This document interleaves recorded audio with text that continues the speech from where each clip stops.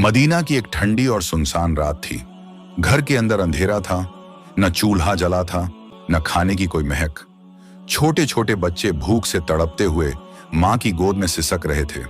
उनके मासूम होंठ सूख चुके थे और आंखों से आंसू बह रहे थे। हजरत फातिमा रजी अल्लाह ताला अन्हा उनके सर पर हाथ फेर रही थी।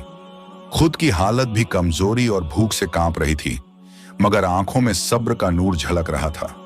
उन्होंने बच्चों से कहा, मेरे लाल, सब्र करो, ये भूख अल्लाह की तरफ से एक इम्तिहान है। अगर हमने सब्र किया तो अल्लाह हमें जन्नत की नेमतें देगा जहां कभी भूख नहीं होगी। इतने में हजरत अली करम अल्लाहु वजहू घर लौटे। उन्होंने बच्चों की हालत देखी तो दिल रो पड़ा। आंसू रुकते न थे। उन्होंने कांपती आवाज में कहा, फातिमा, मेरे प्यारे बच्चे भूखे सो रहे हैं और मैं बेबस खड़ा हूं। ये मंजर मेरा दिल चीर रहा है। फातिमा ने आंसू पोंछे, मगर चेहरे पर मुस्कुराहट लाई और कहा, अली, दुनिया की भूख हमें रुला सकती है, लेकिन जन्नत की नेमतें हमें हमेशा हंसाएंगी। अल्लाह हमारे सब्र को जाया नहीं करेगा। इसी दौरान दरवाजे पर दस्तक हुई।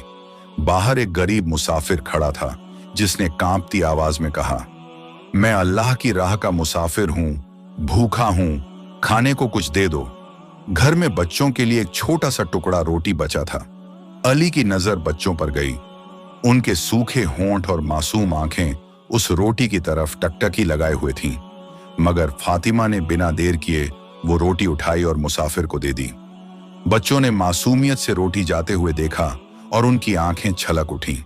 फातिमा ने उन्हें सीने से लगाया और कहा, मेरे प्यारे बच्चों, अगर हम दूसरों को देंगे तो अल्लाह हमें अपनी जन्नत से खिलाएगा।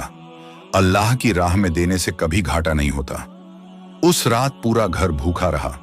बच्चों की सिसकियां, अली का टूटा हुआ दिल और फातिमा का सब्र, यह मंजर आसमान के फरिश्तों ने भी देखा और रोए।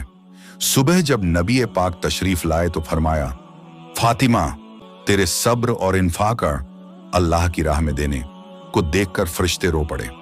जिब्रील अमीन अभी अभी जन्नत से तेरे लिए सलाम और खुशखबरी लाए हैं कि अल्लाह ने तेरे लिए जन्नत में सोने के महल और ऐसी नेमतें तैयार कर दी हैं जो न किसी आंख ने देखी, न किसी कान ने सुनी।